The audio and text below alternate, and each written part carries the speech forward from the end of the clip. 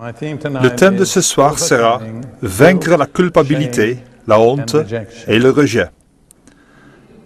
Je dirais qu'il y a au moins 25% présents ici ce soir qui souffrent de l'une de ces trois choses, la culpabilité, la honte ou le rejet. Il y a un endroit où ils peuvent être guéris. Je vais vous parler de cela ce soir. Ce lieu, c'est la croix. Et dans Hébreux 10, 14, nous trouvons cette affirmation.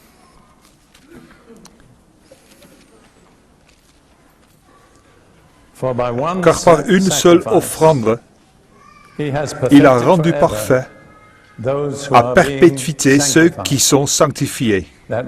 Cette seule offrande, c'est la mort de Jésus sur la croix. Remarquez ce qui est dit. Il a rendu parfait à perpétuité. C'est parfait et c'est à perpétuité. Il ne perdra jamais sa validité et ne sera jamais incomplet. Par un sacrifice, Jésus a pourvu à tous les besoins de toute l'humanité. Beaucoup de gens ne réalisent pas que la mort de Jésus sur la croix était un sacrifice. Dans Hébreux 9, 13, il est dit « Qui, Jésus, par l'Esprit éternel, s'est offert lui-même à Dieu. » Jésus était le sacrificateur, il était le sacrifice. Il s'est offert lui-même et il l'a fait par l'Esprit éternel. Je me souviens de la deuxième fois où je suis allé à une réunion de réveil. Je n'avais aucune idée de ce que c'était. C'était dans les assemblées de Dieu. Je n'en avais jamais entendu parler. Je ne les connaissais pas du tout. J'avais été à une réunion avant où le Saint-Esprit m'avait fait lever la main lors de l'appel. Je ne l'avais pas levé de moi-même, il me l'a fait lever, ce qui est une expérience effrayante, croyez-moi.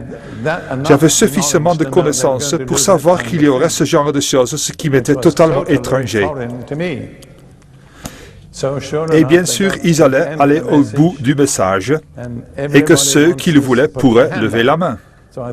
Comme la fois précédente, quelqu'un l'avait fait pour moi, je me suis dit que cela n'arriverait pas une deuxième fois, alors j'ai levé la main de moi-même. C'est tout ce qu'ils attendaient et ils ont donc continué la réunion. Plus tard, le pasteur est venu me voir pour me parler et je crois qu'il a réalisé qu'il avait un véritable problème.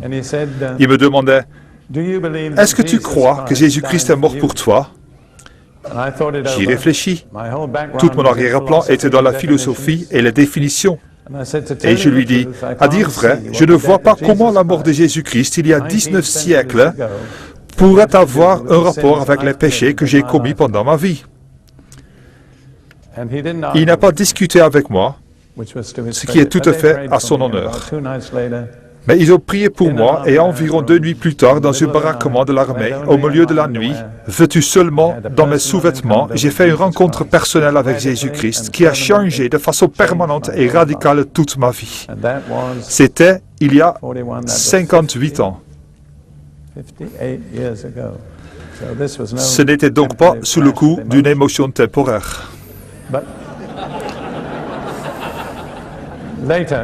Plus tard, en lisant le Nouveau Testament, je le lisais en grec original, je lus ce passage, Jésus, par l'Esprit éternel, s'est offert lui-même sans tâche à Dieu. Je connaissais le sens du mot éternel.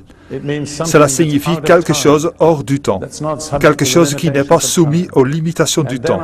Puis j'eus la réponse à ma propre question. Sur la croix, Jésus a appréhendé, a pris sur lui les péchés de toute l'humanité, depuis Adam jusqu'à la dernière personne qui doit naître. Ce n'était pas dans les limites du temps. C'était un sacrifice éternel, en dehors des limites du temps. Cela a complètement résolu mes problèmes philosophiques. Alors j'aimerais partager avec vous ce soir comment je suis entré dans ces choses. Quand j'ai rencontré le Seigneur, j'étais soldat dans l'armée. Vous savez que le salut amène la promotion. J'étais aide-soignant parce que j'étais objecteur de conscience, alors je ne pouvais pas prétendre à une promotion. Mais on trouve de tout dans l'armée. Quand ils m'ont envoyé en formation pour les objecteurs de conscience à Leeds, dans ce vaste terrain de rassemblement qui s'étendait bien plus loin que ce bâtiment, et en venant de milieu avec que des militaires, tous les hommes de ma famille avaient été officiers de l'armée britannique, j'ai réussi les tests. Ils ont donc dû me donner une promotion. Je ne savais pas que tout cela se passait. Je suis donc revenu et l'officier de commandement qui était médecin alla me chercher et me dit « Tu es maintenant caporal ». Je lui ai dit « Oui, monsieur ». Il me demandait « Comment cela se passe dans la cuisine ?» Vous savez, dans l'armée, on apprend à être discret. Et à moi-même, je pensais que c'était mauvais, comme d'habitude. Mais je ne voulais pas le lui dire. Alors je lui dis que c'est comme d'habitude, monsieur. Il me disait, tu ne savais pas que tu es le nouveau caporal responsable de la cuisine? Je disais, non, monsieur, personne ne me l'a dit. Il me dit, nous devions te donner une promotion et le seul poste vacant est celui de cuisinier. Alors à partir d'aujourd'hui, tu es caporal cuisinier. Avec ce titre, j'ai continué dans cette voie durant plusieurs années. Mais je n'ai jamais fait la cuisine. Ce qui était une réelle bénédiction pour mes collègues soldats, je vous l'assure. Mais je peux vous dire ceci. Quand je me suis retrouvé dans cette formation, j'étais un soldat de première classe sans solde. Et quand j'en suis revenu, j'étais devenu caporal. Alors vous voyez, la promotion suit le salut.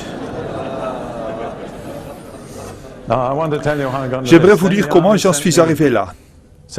L'armée envoya ensuite mon unité, qui était l'unité numéro 1 des ambulances sur les champs de bataille au Moyen-Orient. Et je passais les 3 années suivantes dans les déserts d'Afrique du Nord, d'Égypte. C'est quoi le pays suivant? Non, à l'ouest. La Libye, voilà. J'ai un petit problème avec le nom. Et enfin, du Soudan. J'étais là pour la bataille d'El Alamein, à l'arrière à une distance raisonnable, et j'ai suivi l'avancée des forces dans ma compagnie d'ambulance. C'est alors que j'ai développé une infection de la peau sur l'orteil droit, et ils ont vraiment tout fait parce qu'ils voulaient vraiment me garder dans l'unité. Mais ils n'ont pas pu. J'ai donc été admis à l'hôpital et j'ai passé l'année suivante dans les hôpitaux militaires du Moyen-Orient. Et ce n'est pas une expérience que je souhaite à quiconque. Je me suis alors enfoncé dans ce que John Bunyan appelle le bourbier du découragement, le gouffre du désespoir. J'étais assis là, dans le lit, en pensant qu'il n'y avait plus rien à faire. Soudain, j'ai ouvert la Bible et je me suis dit, je sais que si j'avais la foi, Dieu me guérirait. Ensuite, je me suis dit que je n'avais pas la foi. Je suis donc retombé dans le gouffre du désespoir. Mais par chance, j'ai ouvert ma Bible dans Romains 10, 17 et j'ai lu ces paroles. La foi vient de ce qu'on entend, et ce qu'on entend vient de la parole de Dieu. J'ai donc pensé, si je n'ai pas la foi, je peux l'obtenir. Elle vient. Je veux vous dire cela à vous tous. Vous ne devez pas être sans la foi. Elle vient, si vous faites ce qu'il faut. La bonne attitude, c'est d'écouter la parole de Dieu. Je me suis donc dit que j'allais le faire systématiquement. Je me suis armé de 3 crayons de couleur, un bleu, un jaune et une rouge. Le crayon bleu était pour les passages de la Bible qui se rapportaient à la guérison. J'ai lu la Bible entièrement parce que j'avais beaucoup de temps.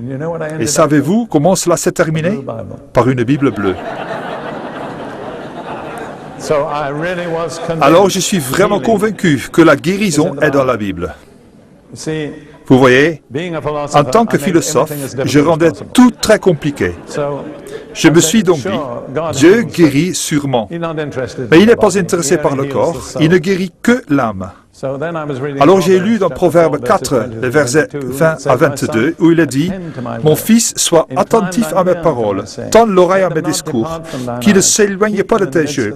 Garde-les dans le fond de ton cœur, car ils sont la vie pour ceux qui les trouvent, et pour tout leur corps, c'est la santé. » Et dans la marge, il est question de médicaments. Quand j'ai lu corps, je me suis dit que même un philosophe ne pouvait pas confondre le corps et l'âme. Je savais donc que Dieu avait pourvu à la guérison de toute ma chair, de tout mon corps. J'étais dans l'hôpital pendant un long moment et j'ai été ensuite transféré dans un autre hôpital. J'ai évité de justesse le transfert en hôpital psychiatrique parce que je disais maintenant au médecin que je croyais que Dieu allait me guérir. Et là, quelque chose m'est tombé dessus. Savez-vous ce que c'était? C'était une femme brigadier de l'armée du salut. Un brigadier féminin, parce que dans l'armée du salut, quand le mari meurt, c'est sa femme qui prend son grade. Son mari était mort et elle était un membre de l'armée du salut militante, mais aussi militante pour parler en langue, comme d'autres le sont pour parler du salut. Et béni soit Dieu, elle est maintenant avec le Seigneur, mais j'honore toujours sa mémoire. Elle avait avec elle un soldat néo-zélandais, sa collègue américaine, et elle-même était australienne. Tous montèrent dans leur petite voiture 4 places et firent 80 km jusqu'à Albala, sur le canal de Suez, où j'étais hospitalisé. Elle portait la tenue complète. Elle avait le calot, les médailles, tout. Elle traversa le cours et intimida la sœur infirmière. Elle dit: « Puis-je amener ce jeune homme et prier avec lui dans ma voiture ?» La sœur acquiesça et elles ne m'ont jamais demandé si je voulais prier. Je me retrouvais donc assis sur le siège arrière de cette petite voiture 4 places avec un brigadier australien et un chauffeur néo-zélandais à l'avant et la collègue américaine, une jeune femme de Oklahoma, sur le siège arrière à côté de moi. Nous avons tous commencé à prier et la jeune femme à côté de moi a commencé à trembler et à parler en langue. J'ai moi aussi commencé à trembler, mais bien malgré moi. Puis tout le monde dans la voiture s'est mis à trembler. Et toute la voiture s'est mise à trembler. Pourtant, nous étions immobiles. Le moteur était à l'arrêt, mais pas la voiture, qui, elle, bougeait. Mais je savais que quelque part, Dieu faisait cela pour mon bien et qu'il voulait me convaincre. C'est alors que la jeune femme eut un message en langue, un don en langue et l'interprétation. Je ne me souviens pas de toute l'interprétation, mais je n'ai jamais oublié une partie en particulier. Elle disait ceci, et elle était de l'Oklahoma. Et si vous connaissez l'Amérique, les gens de l'Oklahoma ne parlent pas comme les diplômés de Cambridge. C'est une litote. Mais quand elle a donné l'interprétation, c'était dans un anglais digne de Shakespeare. Et je me suis dit que ça ne pouvait venir que de Dieu. J'en viens maintenant au sujet qui nous occupe. L'interprétation était plus longue que cela, mais c'est ce dont je me souviens. Considère l'œuvre du Calvaire, une œuvre parfaite, parfaite à tous égards, parfaite dans tous ses aspects. Je savais que le Seigneur me parlait de la mort de Jésus sur la croix, et qui disait qu'elle était parfaite, complète, que rien n'avait été oublié, qu'elle couvrait chaque besoin. Quand je suis descendu de la voiture, j'étais tout aussi malade qu'en y entrant, mais je savais ce que j'avais à faire. Considère l'œuvre du Calvaire. En ajoutant cela à mon expérience de l'écriture de Proverbe 4, je suis allé voir le médecin et je lui ai dit que je voulais sortir de l'hôpital sous ma propre responsabilité. Il était comme Nicodème. Il était très intéressé. Il ne m'a donc pas libéré immédiatement. Il est allé me chercher de nuit pour me poser des questions sur l'Évangile. J'ai décidé que je savais ce que j'avais à faire, à savoir considérer l'œuvre au Calvaire. Je devais prendre la Bible comme un médicament. Et je lui ai dit, comme j'étais aide-soignant, comment les gens prennent-ils leurs médicaments? La réponse est 3 fois par jour après les repas. J'ai donc décidé qu'à partir de ce moment-là, j'allais prendre la Bible comme un médicament 3 fois par jour après les repas. Quand j'ai quitté l'Égypte, j'ai rapidement été envoyé au Soudan, qui a un climat beaucoup plus dur que celui d'Égypte. Mais j'ai décidé que je prendrais mon médicament 3 fois par jour après les repas. Ainsi, après chaque repas, je m'isolais, j'ouvrais ma Bible et je commençais à la lire. « Seigneur, tu m'as dit que c'est mon médicament. » Je ne peux pas vous dire tous les détails, Mais la conclusion, c'est que le médicament a marché dans l'un des pires climats du monde, dans une position inconfortable. J'ai été complètement et définitivement guéri. Le médicament est efficace. J'ai ici un petit livre, un livret qui parle de cela et qui s'appelle « Le flacon de médicaments de Dieu ». Vous pouvez l'avoir pour je ne sais plus quel prix. Permettez-moi de vous dire encore une chose à propos de ce petit livre. Il y a environ 1 an, j'étais à Jérusalem et une jeune femme est venue me voir des Philippines. Elle me dit, « Frère Prince, j'aimerais vous dire quelque chose. » Elle me raconta l'histoire suivante. On avait diagnostiqué un cancer chez sa mère dans l'un des meilleurs hôpitaux de Manille. Les médecins lui avaient dit qu'il lui restait 3 mois à vivre. Elle s'envola pour les États-Unis et alla dans un hôpital à New York. Ils lui dirent exactement la même chose. Elle avait encore 3 mois à vivre. Quelqu'un donna à sa fille ce livret. La fille regarda le titre, le tendit à sa mère et dit « Maman, pourquoi tu n'essayes pas cela? Tu n'as rien à perdre. » La mère devait être une femme d'un fort caractère. Elle a dit, je le ferai. Et durant 9 mois, elle prit la parole de Dieu comme médicament 3 fois par jour après ses repas. Quand elle retourna voir les médecins, ils ne trouvèrent plus aucune trace de cancer nulle part dans son corps. Je veux vous dire que ce médicament marchait.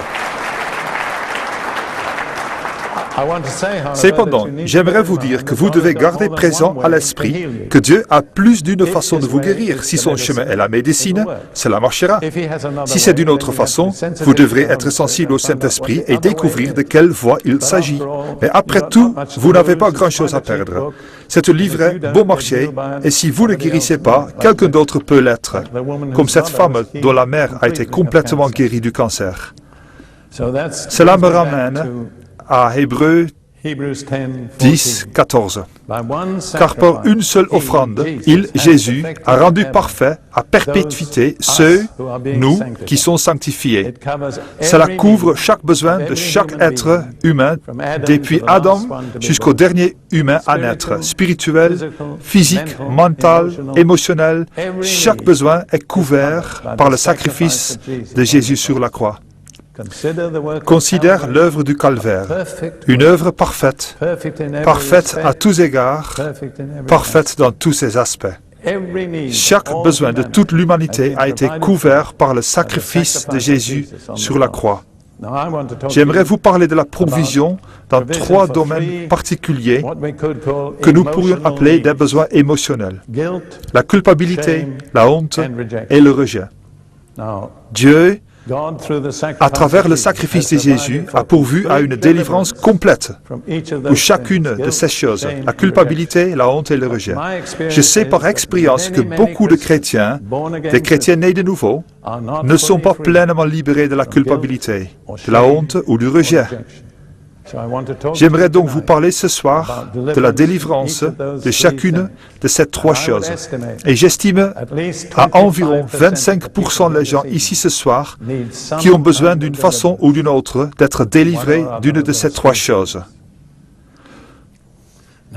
Commençons par la culpabilité. Être coupable. Vous savez ce que les gens disent? La conscience fait de nous des lâches. Si vous avez un sentiment de culpabilité, vous ne pourrez jamais être un chrétien pleinement victorieux, libéré et efficace. Dieu ne veut pas que vous ayez un sentiment, même demi-conscient de culpabilité. Ésaïe 53, verset 6 est la description prophétique donnée 700 ans avant l'événement, à travers le prophète d'Ésaïe, du sacrifice de Jésus sur la croix. Il est écrit, « Nous étions tous errants comme des brebis. Chacun suivit sa propre voie. » Vous voyez, c'est là tout le problème de l'humanité. Nous n'avons pas nécessairement commis un péché spécifique, comme l'adultère ou le meurtre, mais nous avons tous fait une chose. Nous avons suivi notre propre chemin, et notre propre chemin n'est pas celui de Dieu. Et Dieu appelle cela l'iniquité ou la rébellion. Il continue en disant, « Et l'Éternel a fait retomber sur lui, Jésus, la faute de nous tous. » Toute notre rébellion a été mise sur Jésus sur la croix pour que nous soyons libérés. Dans Jean 1, 29, Jean-Baptiste présente Jésus en disant « Voici l'agneau de Dieu qui ôte le péché du monde ». Jésus était l'agneau sur lequel Dieu a mis tous les péchés de tous les êtres humains de tout le temps, en tout lieu. Il a ôté de nous, afin qu'il ne puisse plus ni nous troubler, ni nous faire sentir coupables.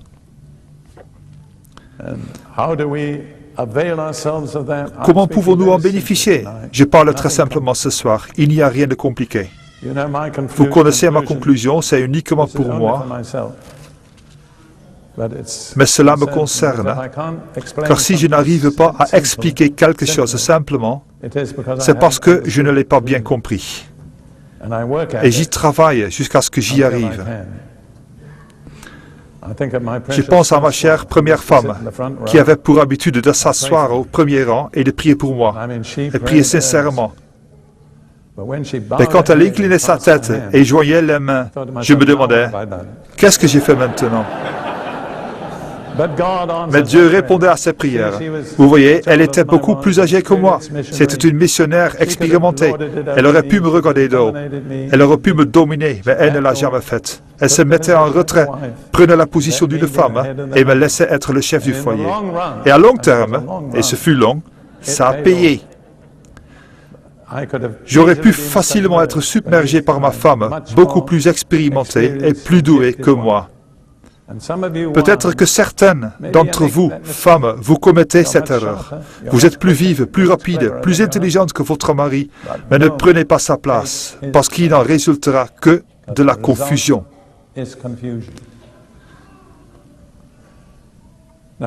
Comment bénéficier de cette provision?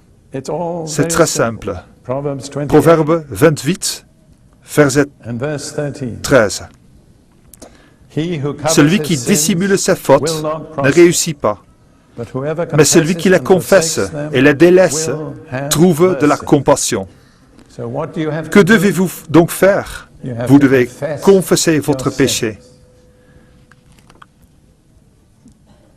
Dans 1 Jean chapitre 1, verset 9, il est dit, « Si nous confessons nos péchés, il est fidèle et juste pour nous pardonner nos péchés et nous purifier de toute injustice. » Si donc nous confessons nos péchés, Dieu nous pardonnera. Mais si nous refusons de les confesser, Dieu ne nous pardonnera pas. Dieu s'est engagé à pardonner chaque péché que nous lui confessons et pour lequel nous nous sommes repentis. Et si nous refusons de les confesser, nous ne recevrons pas le pardon. Vous savez, il y a une grande tension et une tendance de ne pas dévoiler le péché. Quand Lydia et moi étions mariés, elle a eu un rêve une nuit, et à travers ce rêve, Dieu lui a parlé et lui a dit, « Le temps ne couvre pas le péché. » J'ai toujours gardé cela en moi depuis. Le temps ne couvre pas le péché. Vous avez peut-être commis un péché il y a 50 ans. Mais si vous ne vous êtes pas repenti, si vous ne l'avez pas confessé et abandonné, vous êtes toujours redevable de ce péché. Je crois que l'une des choses que Dieu fait dans ma vie, c'est parfois de me rappeler des péchés que je n'ai pas confessés. Je ne crois pas qu'il faille faire des recherches. Je ne pense pas comme ça. Mais parfois Dieu me montre un péché que j'ai commis et que je n'ai jamais confessé et pour lequel je ne me suis pas repenti. Et tout ce que j'ai à dire, c'est « Seigneur, je suis désolé, je me repens, je reconnais. » Et c'est tout. Mais tant que je ne le confesse pas, il ne part pas. Vous voyez, nous nous sentons mal lorsque nous devons amener nos péchés à la lumière devant Dieu. Mais c'est le seul endroit où ils peuvent être pardonnés. Si vous retenez la confession, vous ne recevrez pas le pardon.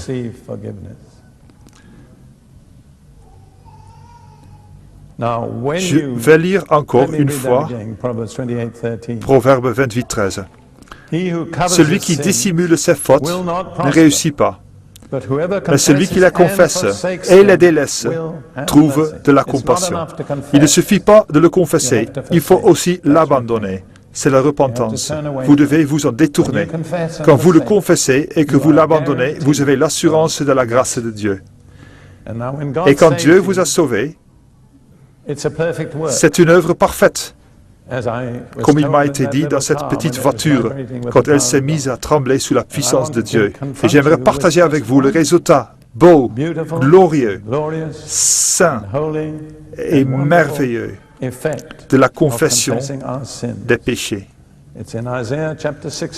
C'est dans Ésaïe 61, verset 10. Ésaïe 61, 10. Je me réjouirai pleinement en l'Éternel. Mon âme sera ravie d'allégresse en mon Dieu. C'est très excitant, n'est-ce pas? Ce n'est pas une simple religion, c'est le salut. Vous savez, en tant que petit garçon ayant grandi dans l'église anglicane, j'ai écouté toutes ces belles prières et ces choses, et je les ai aimées. Elles sont si belles. Et toutes les confessions que les gens faisaient, et je me suis ensuite dit, s'ils ont vraiment confessé toutes ces choses, pourquoi ressortent-ils comme ils sont entrés? Cela ne semble pas les avoir changés. J'en ai donc conclu que ça ne marchait pas. J'avais tort. Et plus tard, j'ai découvert que ça marchait. Et pourtant, je me réjouirai pleinement en l'Éternel. Mon âme sera ravie d'allégresse en mon Dieu. Écoutez, pourquoi? Car il m'a revêtu des vêtements du salut. Il m'a couvert du manteau de la justice. Il y a ici deux choses. Le vêtement du salut, le manteau de la justice. Beaucoup de chrétiens, et certains d'entre vous ici ce soir, ont reçu les vêtements du salut, mais ne réalisent pas qu'ils ont été recouverts du manteau de la justice. Non pas de votre justice, mais de la justice de Christ. Une justice qui n'a jamais connu le péché, qui n'a pas de culpabilité passée, qui n'a aucune honte à avoir. Et béni soit Dieu. Dieu ne l'a pas simplement drapé sur vous, il vous en a recouvert. Il n'y a aucun domaine de votre personnalité qui soit encore exposé aux accusations de Satan, parce qu'il vous a recouvert du vêtement de sa justice. Et quand vous réalisez que vous avez confessé, abandonné le péché, et reçu le salut, tout ce qu'il vous reste à faire, c'est de laisser Dieu vous revêtir du vêtement de la justice. Et quand vous portez ce vêtement, il n'y a plus de place pour une conscience coupable. Il n'y a plus de place pour le remords, pour le doute ou le questionnement. Tout a été pris en charge à la croix. C'est donc le remède de Dieu pour la culpabilité. Je vais vous le dire très simplement, c'est le vêtement du salut et ensuite le manteau de la justice. Mais maintenant, beaucoup de gens ont reçu le vêtement du salut, mais n'ont jamais compris qu'il y avait aussi ce qu'il allait avec, le manteau de la justice. Non pas votre justice, la justice de Dieu, qui vous est imputée à travers Jésus-Christ. Et quand vous la revêtez, elle vous recouvre. Le diable peut vous regarder sous tous les angles, mais il ne peut vous accuser de rien. Parce que vous êtes couverts par le manteau de la justice de Jésus-Christ. C'est le remède de Dieu à la culpabilité. Beaucoup d'entre vous ici ce soir n'ont jamais complètement pris possession de ce remède. Avant la fin de ce message, je vous donnerai la possibilité de le faire. Je vais maintenant vous parler de la honte. La honte est une chose si laide et si cruelle. Souvent, elle est le résultat d'abus sexuels ou de moqueries à l'école. J'ai lu récemment l'histoire d'un garçon dans une classe. Le maître de la classe avait dit « Levez-vous un tel ». Puis il ajouta « Je veux vous dire que vous avez tous réussi vos examens, sauf… » Il a nommé l'élève debout. Que pouvait-il éprouver d'autre que de la honte ? Beaucoup de choses vécues dans notre enfance peuvent être cause de honte. Vous voyez, les choses qui sont arrivées il y a longtemps sont parfois les plus difficiles à sortir. Premières entrées, souvent ces dernières sorties. Et certains d'entre vous ici ce soir ne sont pas libérés de la honte. Peut-être que la source la plus courante d'honte ce soir dans ce pays et dans notre civilisation occidentale, à notre honte éternelle, je le dis, c'est l'abus sexuel. Je ne peux même pas compter le nombre de victimes que j'ai rencontrées. Je pense à cette femme que j'ai rencontrée alors qu'elle avait environ 9 ans. Son père, qui était un chrétien pratiquant, a abusé d'elle. Et elle s'est retrouvée avec cette question horrible. Y a-t-il quelque chose de mauvais en moi qui l'a poussée à faire ça? Et c'est seulement quand elle est venue à la croix qu'elle a été libérée de cette honte. J'aimerais vous dire que Jésus a porté toute notre honte. Je voudrais vous donner quelques passages. Ésaïe 50, vers 6. C'est une parole prophétique qui décrit ce que Jésus a fait pour nous.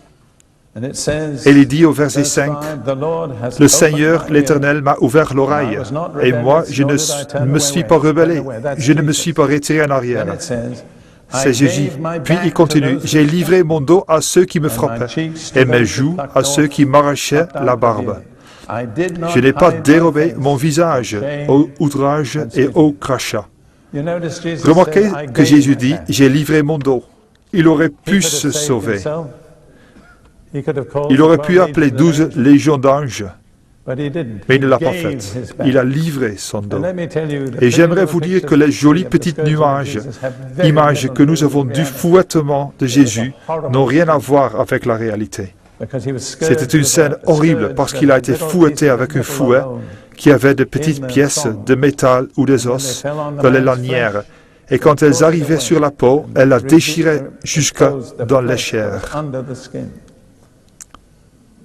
C'est cela que Jésus a enduré. Il l'a fait pour nous. Et il dit, « Je n'ai pas dérobé mon visage aux outrages et aux crachats. » Ainsi, sur la croix, Jésus a porté votre honte et la mienne.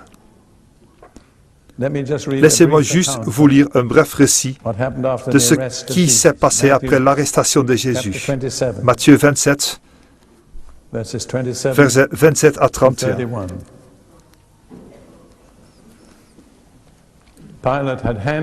Pilate avait remis Jésus aux soldats pour qu'ils l'exécutent. Et il est dit, à partir du verset 27, les soldats du gouverneur conduisirent Jésus dans le prétoire et ils assemblèrent autour de lui toute la cohorte. Ils lui ôtèrent ses vêtements et le couvrirent d'un manteau écarlate. Ils le mirent tout nu et ils se moquèrent de lui.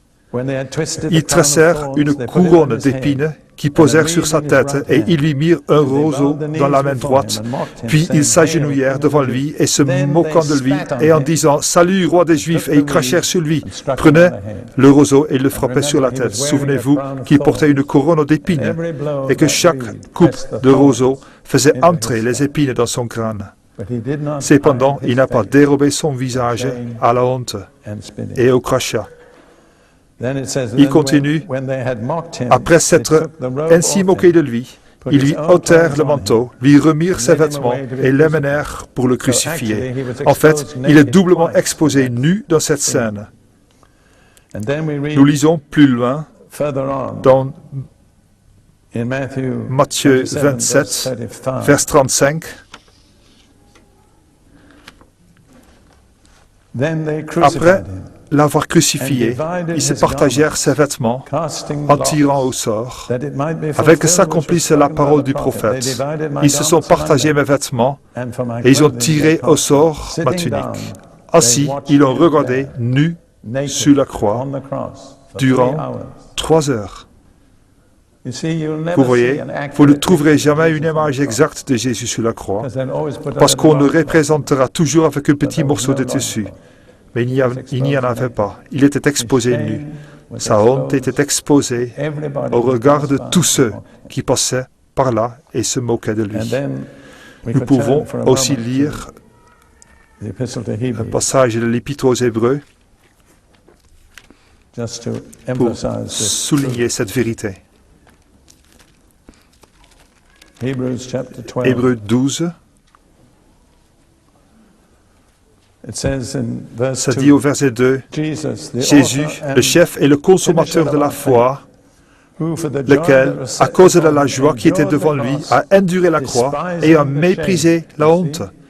Vous voyez, il a porté notre honte, il l'a méprisée. Et quel est le contraire de la honte? Combien d'entre vous peuvent me le dire? Je crois que le mieux, c'est la gloire. Dans Hébreux chapitre 2, verset 10, il est dit, en parlant de Jésus, il convenait en effet à celui par qui et pour qui tout existe et qui a conduit beaucoup de fils à la gloire, d'élever à la perfection par la souffrance l'auteur de leur salut. Remarquez qu'il a amené beaucoup de fils à quoi? Quel est l'opposé de la honte? À la gloire. Quel est le contraire de la honte? La gloire. Il a porté notre honte afin que nous puissions partager sa gloire. Ainsi, ceux d'entre vous, et il y en a beaucoup ici ce soir, qui pour une raison ou une autre ont quelque chose dans votre arrière-plan qui fait que vous avez de la honte à cause de quelque chose dont vous ne vous êtes jamais complètement débarrassé, quelque chose qui vous hante, qui vous poursuit, vous perturbe, menace les moments que vous voulez passer à adorer et louer Dieu, souvenez-vous que Jésus a entièrement porté notre honte, nu, durant 3 heures, sur la croix, afin que nous partagions sa gloire. N'est-ce pas merveilleux? Merci Seigneur. J'ai prêché cela en Hollande il y a quelques années et j'ai reçu le témoignage écrit d'une Hollandaise. Je n'ai pas ce témoignage écrit avec moi, mais j'aimerais résumer ce qu'il disait. Quand elle était enfant, elle a été abusée sexuellement. Elle a été violée par un groupe de jeunes garçons et a subi des sévices sexuels. Elle s'est ensuite mariée, mais son mariage n'était pas heureux parce qu'elle avait une grande amertume dans le cœur contre les hommes, y compris contre son mari. Elle n'arrivait pas non plus à échapper à la honte de ce qu'elle avait enduré à travers ses sévices sexuels. C'est alors que le Seigneur a fait quelque chose de merveilleux. Et je le crois, parce que je connais le pasteur hollandais qui m'a envoyé ce témoignage. Il me l'a envoyé parce que cela confirmait exactement ce que je venais de prêcher. Assise dans sa chambre à coucher, seule, elle a eu une vision de Jésus sur la croix et il était absolument nu. Alors elle a réalisé 2 choses. Premièrement, qu'il avait porté sa honte. Elle ne devait plus avoir honte. Jésus l'avait portée. Elle a ensuite réalisé que Jésus était un homme. Elle était si amère envers les hommes. Elle a réalisé que c'était un homme qui avait payé le prix de son péché. N'est-ce pas beau? Nous y voilà. Si vous vous battez contre la honte, souvenez-vous que nu sur la croix, Jésus a porté votre honte. Il a été exposé aux huées et aux railleries des passants. Le but premier de la crucifixion était de faire honte, d'imposer la honte aux gens. Jésus a enduré tout cela. Il a méprisé la honte. Cela n'a pas anéanti, parce qu'il savait pourquoi il portait votre honte et la mienne, afin que nous partagions sa gloire. Amen. Nous en arrivons maintenant au dernier des 3 problèmes. J'ai traité la culpabilité, j'ai parlé de la honte. Je vais maintenant aborder le rejet. Je considère que le rejet est la blessure la plus profonde de l'esprit humain. Je lisais récemment quelque chose d'écrit à propos de Mère Thérèse, après sa mort. Et elle faisait cette simple affirmation. Ne pas être aimé est la pire des maladies. Et je dois dire que de mon expérience avec les gens, je suis entièrement d'accord. La pire maladie est de ne pas être aimé. Certains d'entre vous ce soir sont atteints de cette maladie. Vous êtes peut-être chrétien, vous pouvez être sauvé, mais vous n'avez jamais réalisé ce que signifiait être aimé. Vous ne l'avez jamais intégré, vous ne l'avez jamais pris pour vous. Maintenant, il y a plusieurs causes différentes. Disons qu'aux États-Unis, où je passe une partie de mon temps, je dirais, c'est une moyenne basse, qu'il y a 25% de la population qui souffre d'une blessure liée au rejet. Je crois que c'est sous-estimé. Je crois que c'est une épidémie et que ce n'est probablement pas trop différent ici en Angleterre. C'est la première maladie de notre culture contemporaine, due en grande partie à l'écroulement de la famille.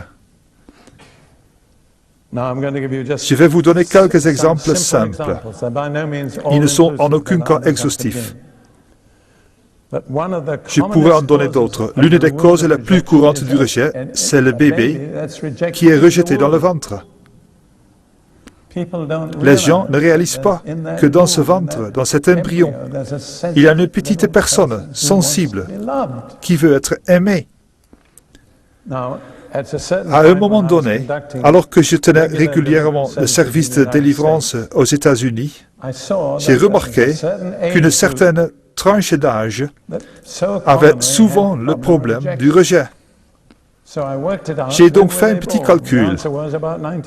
Quand étaient-ils nés?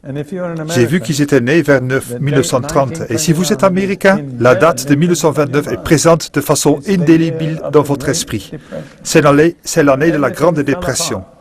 Quand tout s'est écroulé financièrement, la plupart des gens se sont retrouvés sans travail. Rares étaient ceux qui mangeaient à leur faim. Et imaginez une femme qui se retrouve enceinte dans cette situation. Elle a déjà 6 enfants en bas âge à nourrir, et un 7e s'annonce. Elle n'a pas besoin d'agir avec violence. Elle en veut simplement à ce petit bébé. Et ce bébé naît avec un esprit de rejet. Je crois que ma femme Ruth ne m'en voudra pas de dire cela. Elle est née en 1930 dans une famille nombreuse pauvre. Elle avait ce problème. Elle avait un esprit de rejet. Elle a été merveilleusement délivrée. Elle m'a dit, s'il y a quelque chose dont je dois toujours me garder, c'est bien du rejet. Il essaye parfois de revenir. Pour moi, n'importe quel bébé né dans le monde a soif d'une seule chose. C'est quoi? L'amour, c'est vrai. Et si les parents n'aiment pas leur bébé, ou peut-être l'aiment, mais ne savent pas exprimer leur amour, le manifester, vous voyez, l'amour qui ne s'exprime pas ne fait pas de bien à un bébé. Il n'est pas psychologue. Il ne peut pas raisonner. Oui, mais derrière tout cela, il y a un amour véritable. Il doit sentir l'amour. Il a besoin d'un amour exprimé. Et un bébé qui ne ressent pas l'amour, et je dirais en particulier l'amour d'un père. Pardonnez-moi, mesdames, de dire cela. Je sais que l'amour d'une mère est merveilleux, mais l'amour d'un père est particulier. Je vais vous dire une chose, et je parle là de ma première femme Lydia, qui avait l'un des caractères les plus forts que je connaisse. Elle a fait un travail en Palestine parmi les musulmans et les arabes, que peu de gens auraient eu le courage de faire. Elle n'avait souvent pas assez d'argent, souvent même les missionnaires la critiquaient, mais elle demeurait ferme dans ses convictions. Et vous savez, j'y ai pensé plus tard. J'ai réalisé qu'elle devait ce trait de caractère au fait qu'elle était la plus jeune de 4 sœurs, la préférée de son père. Et il l'a toujours affirmé. Et savez-vous que cela fait toute la différence dans la vie d'un enfant quand le père affirme l'enfant? Un enfant désavoué, même si on pourvoit à ses besoins, tous mes besoins étaient satisfaits. J'avais tous mes besoins comblés. Mais je n'ai jamais su dans ma famille ce que être aimé voulait dire. J'étais aimé, mais personne ne me le montrait. Nous étions, vous savez comment on dit, impassibles. On ne montrait jamais nos émotions. Ne jamais dire aux gens que vous les aimez. Il fallait garder sa distance. Rester froid. J'aimerais vous dire ceci, c'est personnel, et je trouve que c'est dur à dire. Mais je le dis, pas pour mon bien, mais pour le vôtre. Quand le Seigneur a repris Ruth, ça a été la chose la plus dure de ma vie. C'est à ce moment-là que j'ai décidé de ne plus être esclave de mon impassibilité. Si j'ai envie de pleurer, je pleure. Si les gens ne m'aiment pas cela, c'est leur problème. Mais je ne vais pas supprimer les émotions que Dieu m'a données parce que ma culture ne le permet pas. Et vous savez quoi?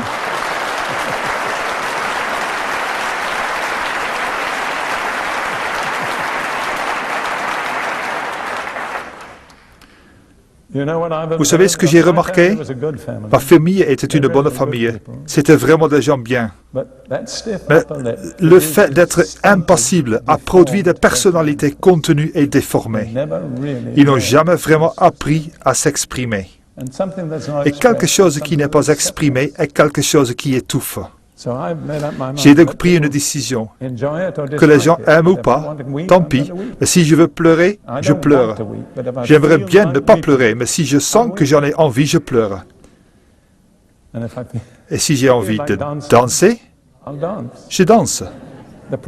Le problème pour moi avec la danse, c'est que j'étais un bon danseur. Croyez-moi, j'ai conduit beaucoup d'églises dans la danse. Mais maintenant, à mon âge, mes pieds ne m'obéissent plus toujours. Alors, je me tiens debout et je frappe du pied, mais je ne peux plus vraiment me laisser aller. Bon. Ensuite, un autre lieu où le rejet commence très souvent, c'est à l'école. J'ai été envoyé dans un pensionnat à Westgate-on-Sea, dans le Kent, à l'âge de 9 ans. Ma famille possède une photo de moi, prête à partir pour l'école. J'étais vêtu d'un costume 3 pièces et j'avais un chapeau melon sur la tête. C'était ma culture. Et quand je suis arrivé là-bas, il y avait plusieurs autres petits garçons comme moi. Je me souviens d'un garçon en particulier. Il était sans retenue. Il commençait tout simplement à pleurer. Il disait « Je veux ma maman, je veux ma maman, je veux ma maman ». Il n'a pas eu sa maman. C'était une vie dure. La vie anglaise a souvent été dure, vous savez. Je n'ai pas besoin de vous le dire pour certains. Nous nous sommes emprisonnés dans notre propre culture. Vous comprenez, tous les hommes de mon entourage que je connaissais étaient officiers de l'armée britannique. J'ai été instruit à Eton et ensuite à Cambridge. Si on a inculqué l'impassibilité à quelqu'un, c'est bien à moi. Et je me suis rebellé. J'ai décidé que je n'allais pas être esclave. Si je veux danser, je danse. Si j'ai envie de pleurer, je pleure. Vous savez, j'ai un très bon exemple. Savez-vous lequel? Jésus. Avez-vous déjà lu le récit de la mort de Lazare? Jésus est arrivé 4 jours en retard. Et quand il est allé à la tombe, on a le verset le plus court de toute la Bible. 2 mots. Jésus pleura. Il ne pleurait pas pour Lazare, parce qu'il savait qu'il allait le ressusciter. Il partageait le chagrin de Marthe et de Marie. Et vous savez, une chose sur le chagrin, ça aide de le partager. Oh, j'ai été tellement béni depuis que Dieu a pris Ruth à la maison. Je ne peux pas compter le nombre de personnes qui ont partagé leur amour avec moi. Ma famille a été merveilleuse, absolument merveilleuse. 3 de mes filles sont venues, l'une après l'autre, à Jérusalem, pour prendre soin de moi. D'abord ma fille africaine, Jessica. Combien d'entre vous ont rencontré Jessica? Quelques-uns. Puis ma fille arabe, qui est ici ce soir, Kirsten. Et enfin, l'une de mes 7 filles juives, Anna, qui est ici ce soir, qui m'a pris chez elle. Et elle et son mari David m'ont donné la moitié d'un étage de leur maison pour y vivre. Je vous le dis, je suis fier de ma famille. Et quand je pense à la façon dont elle a commencé, ma première femme Lydia a pris chez elle en 1928 une toute petite fille qui se mourait. Et tout le monde, tous les missionnaires l'ont critiqué. Quel bien va-t-elle en y tirer? Pourquoi ne prêche-t-elle pas l'Évangile? Il y a différentes façons de prêcher l'Évangile. Vous pouvez le faire par des mots ou vous pouvez le faire par des œuvres. Mais si vous ne le faites pas par des œuvres, cela ne sert pas à grand-chose de le faire en parole. Et à partir de ce bébé juif, malade et mourant, que Dieu a relevé, une famille a grandi de plus de 150 personnes aujourd'hui. Si je me glorifie, je ne me glorifie pas de moi-même, je me glorifie en Dieu. Vous voyez, il y a tellement de gens qui veulent un ministère impressionnant. Je crois que la plupart des grandes choses commencent par les petites. J'étais ignorant. Je veux dire, je venais d'être sauvé. Je ne savais pas que l'Évangile était tout d'abord pour les Juifs, mais ma première église était juive. Elle n'était pas grande, elle n'était pas âgée, mais elle était juive. La Bible dit, la religion pure et sans tache devant Dieu consiste à quoi? Qui peut me le dire? À prendre soin des orphelins et des veuves et à se garder des souillures du monde. Alors j'en ai pris soin. J'ai commencé à prendre soin des orphelins et des veuves. Je n'étais pas spirituel. Dieu m'a tout simplement poussé à le faire. C'est la dernière chose à laquelle j'aurais pensé. Mais je suis si heureux de l'avoir faite.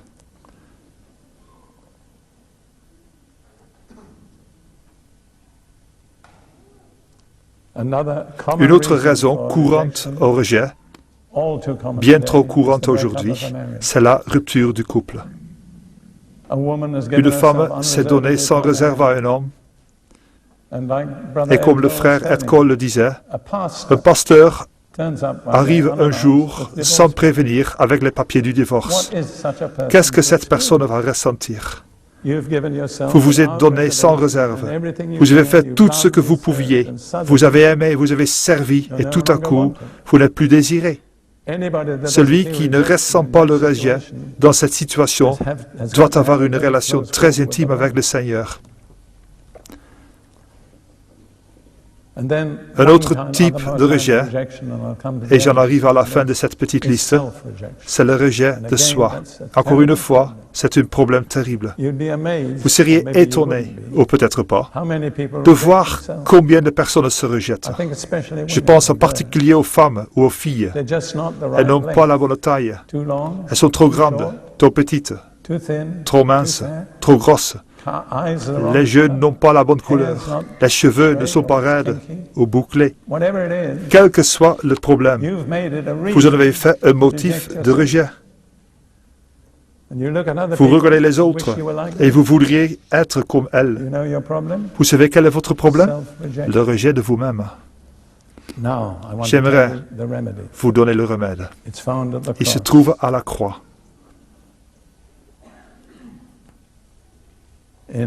Dans Luc 23,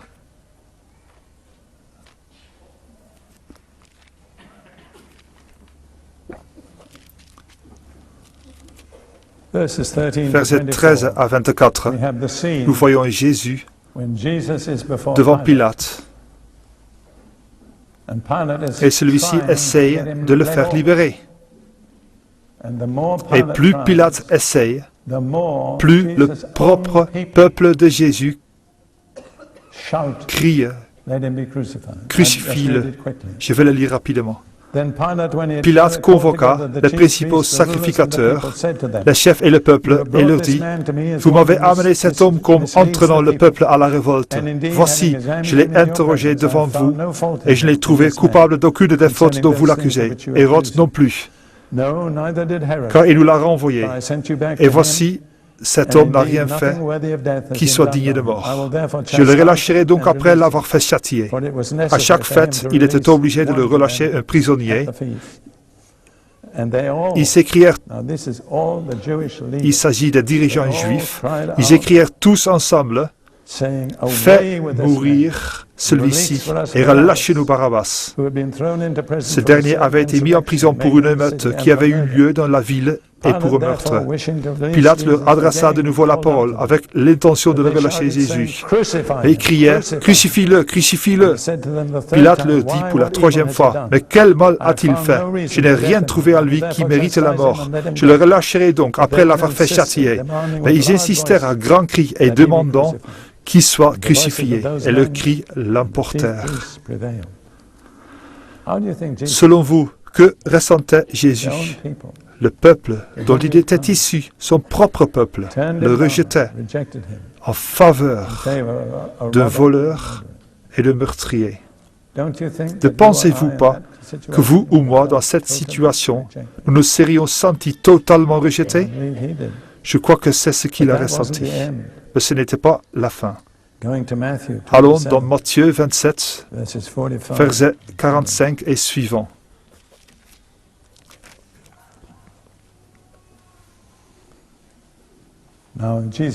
Jésus est maintenant sur la croix. Depuis la 6e heure jusqu'à la 9e heure, il y eut des ténèbres sur toute la terre.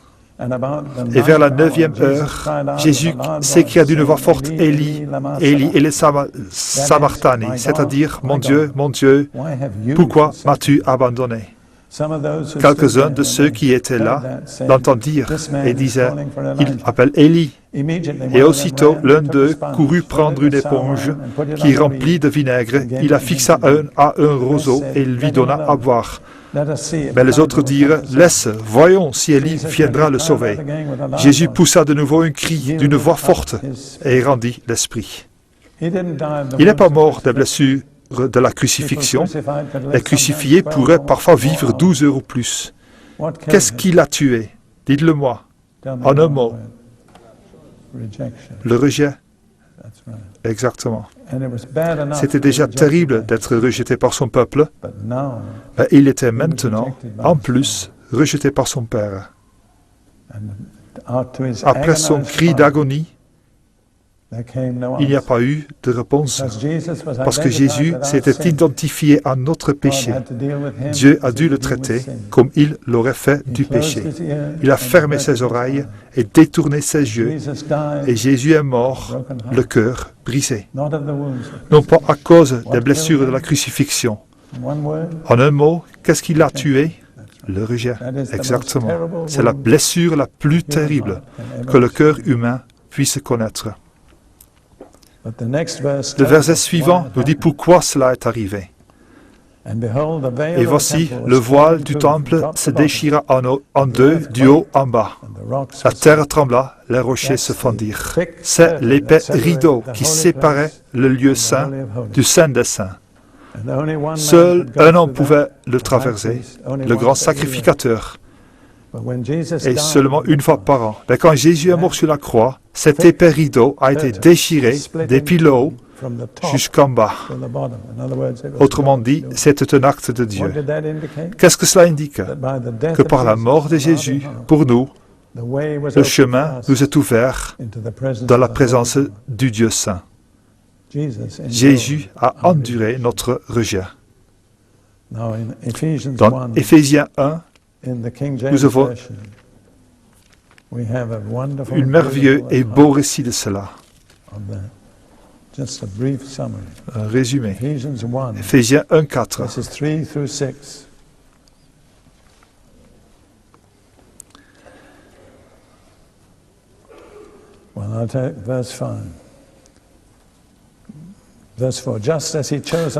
En lui, en Jésus, Dieu nous a élus avant la fondation du monde pour que nous soyons saints et sans défaut devant lui.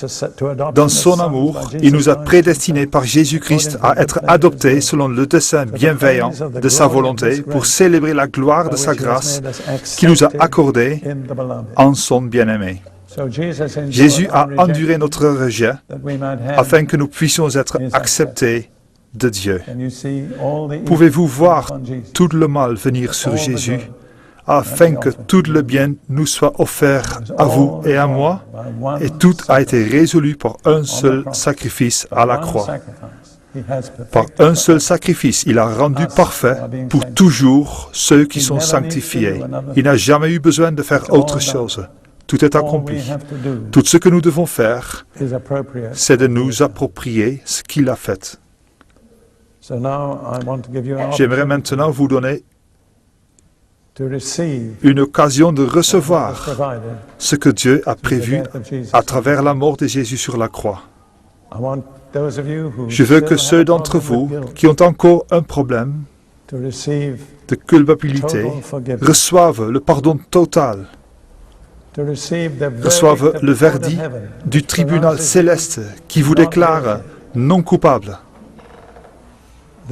Ceux d'entre vous qui se battent contre la honte, et je sais qu'il y en a beaucoup ici ce soir, je veux que vous receviez votre guérison et vous rappelant que sur la croix, totalement nu, Jésus a porté votre honte afin qu'à la place, vous puissiez partager sa gloire.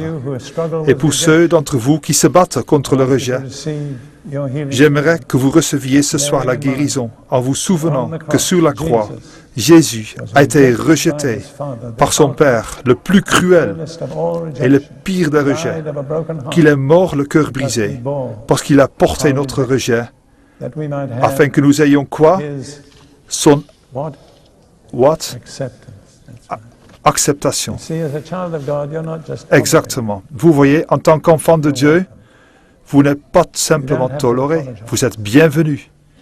Vous n'avez pas à vous excuser. Vous n'avez pas besoin de prendre rendez-vous. Vous pouvez venir quand vous voulez. Et le Père vous accueillera, toujours, parce que vous venez à travers Jésus. J'aimerais maintenant vous aider si je peux. Et ce n'est pas si facile, mais je vais faire du mieux que je peux. Si vous avez l'un de ces trois problèmes, ou tous, la culpabilité, la honte ou le rejet, et que vous vouliez ce soir proclamer la guérison qui a été acquise pour vous à travers la croix, j'aimerais vous conduire dans une prière, vous amener à la croix et laisser ensuite la croix faire son œuvre en vous. Si vous voulez que je vous conduise dans une prière, que ce soit pour la culpabilité, la honte ou le rejet, et si vous êtes prête à le faire maintenant, je veux simplement que vous vous leviez sur votre place. Don, veux-tu monter et te mettre à côté de moi?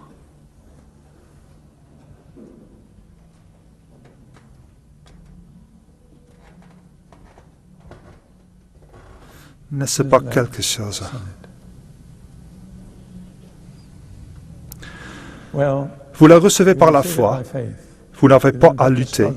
Vous n'avez pas à vous améliorer. Vous n'avez pas à vous rendre suffisamment bon. Vous devez simplement croire ce que j'ai prêché. Sous la croix, Jésus a porté votre honte, votre culpabilité et votre rejet. Et commencez à le remercier. Vous n'avez plus besoin d'avoir honte. Vous n'avez plus besoin de vous sentir coupable. Vous n'avez plus besoin de vous battre contre le rejet. Jésus a tout accompli. Et vous pouvez sortir de ce lieu ce soir en ressentant qu'un poids a été enlevé de vos épaules. Vous pouvez être libre. Libre. Alors, j'aimerais que vous fassiez simplement cette prière après moi. Je ne l'ai pas préparée. J'ai prié comme je me sens conduit. Voulez-vous dire ces paroles? Seigneur Jésus, je te remercie parce que tu connais mon problème ce soir. Tu sais contre quoi je me bats, que ce soit la culpabilité, la honte ou le rejet. Je te remercie, Seigneur, parce que ta parole me révèle clairement que sur la croix, Jésus a enduré ces trois choses. Il a connu la culpabilité. Il a enduré la honte. Et finalement, il a enduré le rejet. Afin que j'en sois délivré. Afin que je sois libre de la culpabilité. Afin que je sois libre de la honte. Afin que je sois libéré du rejet. Au lieu de me sentir rejeté, je peux maintenant savoir que je suis accepté de Dieu mon Père. J'appartiens à Dieu. J'appartiens à la meilleure famille de l'univers. Je ne dois m'excuser de rien. Je n'ai aucune raison d'avoir honte. Je n'ai pas de raison de me sentir de seconde classe. Dieu n'a pas d'enfant de seconde classe. Et je suis l'un d'eux. Merci, Père. Merci, Père. Merci. Maintenant, tandis que vous vous tenez devant, après cette prière, je vais prier pour que le Saint-Esprit vous donne tout ce que vous avez demandé. Père Céleste, nous te remercions ce soir pour ton amour, ta miséricorde, ta fidélité, parce que sur la croix, tu as permis à Jésus d'endurer les agonies de la culpabilité, de la honte et du rejet, afin que nous soyons délivrés, que nous soyons libérés, que nous puissions savoir que nous ne sommes plus coupables, que nous n'avons plus besoin de ressentir de la honte, que nous ne sommes plus rejetés. Nous sommes enfants de Dieu. Nous appartenons à la meilleure famille de l'univers. Père, que cette parole pénètre maintenant dans le cœur et les esprits de ceux qui se tiennent devant toi. Au nom de Jésus, recevez votre libération. Remerciez le Seigneur pour cela maintenant. Commencez à le remercier. La plus pure expression de la foi, c'est simplement de le remercier. Vous ne pouvez rien faire d'autre, vous ne pouvez rien gagner, vous ne pouvez pas le mériter. Mais vous pouvez le remercier pour cela. Prenez le temps qu'il vous faut pour le remercier ici ce soir. Merci Seigneur, merci Seigneur.